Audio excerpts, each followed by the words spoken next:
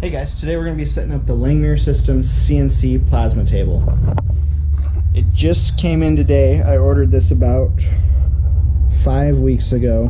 I know they're getting faster on the returns now, but this is a 24-inch by 24-inch bed, kind of a hobbyist version CNC plasma table. I ended up going with the razor weld plasma that they have. This one is supposed to be able to cut up to half-inch thick material. They have their crossfire, which is good for 1/4 inch, and this is a 45 amp plasma cutter. It came in about 2 days prior, but it was part of the kit. This kit, the table by itself is like $1,500, and then the razor weld was another $500. I think that's what it was. All in, including shipping, I was right around $2,300. I think it's like $100 for shipping. Now, of course, I've got coupon codes where you can get free shipping, but I was a little bit late on the draw for that. So this will be a good test for them. I don't have that much CNC experience, so we'll see how user-friendly it is. First, we're going to get it set up, so I'm going to set the time lapse up and we'll get started.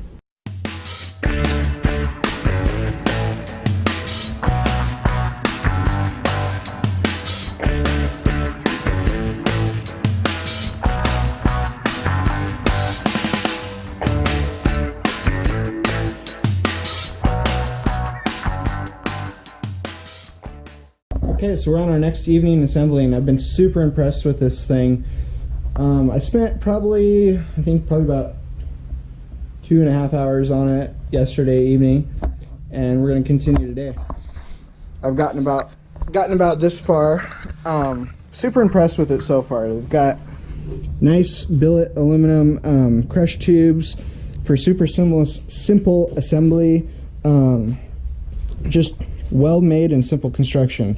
Bearing blocks are really tight, super solid, and I love this gantry setup. This allows you to slide a full sheet of material underneath. You don't have to cut your material down to fit in between your normal rail setup that you would have on a normal CNC machine. So the only things that I haven't been as impressed with it, but these are just kind of personal preference things, is all the hardware is just your standard nuts. There's no Nighloks or lock washers, and just my mechanical opinion, there should probably be, I might change those out to probably Nylok nuts, just because it's a CNC machine. There's going to be vibration and stuff, and that'll probably eventually wiggle loose. Other thing is there's no paper instructions.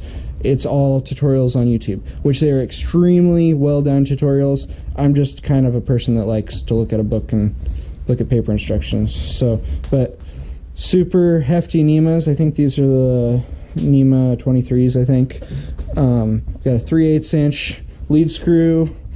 They got 0 backlash nuts, which I haven't got hooked up here yet, but that's cool. That'll help with precisionness. Adjustable bearing sets on the slide. I love how simple it is. It's just a 2x2 square tube that's been galvanized to help keep from rusting, but you're able to set the lash on they've preset it already, but if it for some reason got loose, or you wanted to modify this machine to have a longer main rail, so you got a longer y-axis, it would be super simple to do. You just need a longer rail, preload your bearings to it, and longer lead screw. You might want to bump it up to a 1/2 inch, because this one's already about probably as long as you want to do for a 3/8 lead screw. But yeah, let's keep assembling this thing.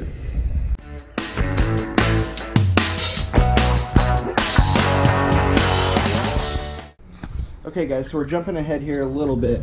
This is probably about 3 or 4 weeks into owning this thing, and things have been going pretty well. One thing I would say is I still don't quite care for the razor cut. I think I'm going to save up for an Everlast. But the one thing that I did do was, all these slats work great, but you end up with all this crap underneath here. Get all this nasty junk, and you get all this nasty fumes and stuff. I was going to build my own water table, but I did end up going ahead and purchasing their water table just for time reasons. I wasn't going to, because I'd heard multiple people say that if you're doing production run stuff, on this thing. It is thinner gauge stainless, and eventually they've had some burn through if you're cutting thicker stuff. But for time's sake and for cleanliness of the shop, I went ahead and ordered it. So we'll go ahead and get this installed and see how much of a difference it makes.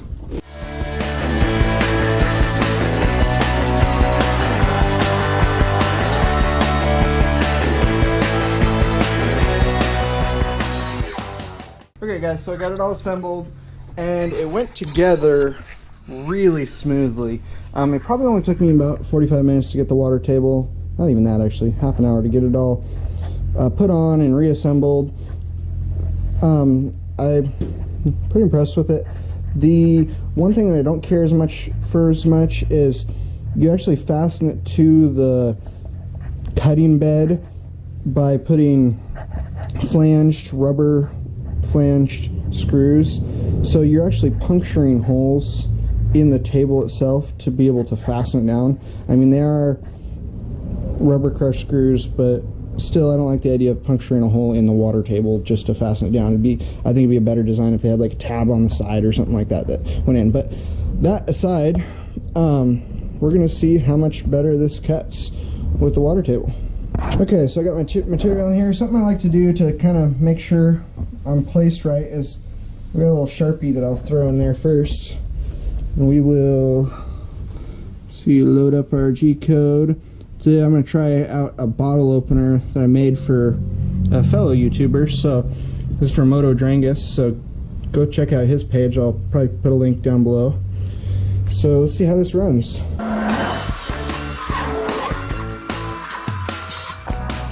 Okay, I'm going to bump it down so if I can get two of them on here.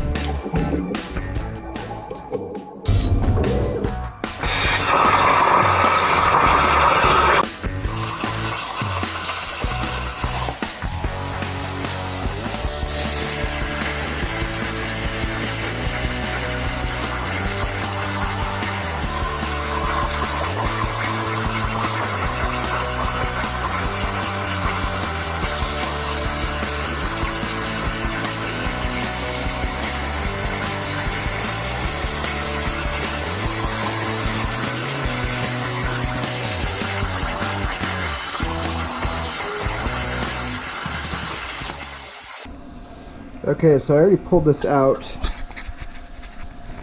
and cleaned up a little bit before I do the video, but you can see here, focus, I didn't do anything on the edge of this, and it is so much better cut quality than before I had the water table. So water table is a must for this thing. I think I still might want to get the Everlast down the road, but this is night and day difference. So super impressed, super pleased. Definitely recommend a water table. But overall, this is about my 3-week review on having this thing. Let me turn this off.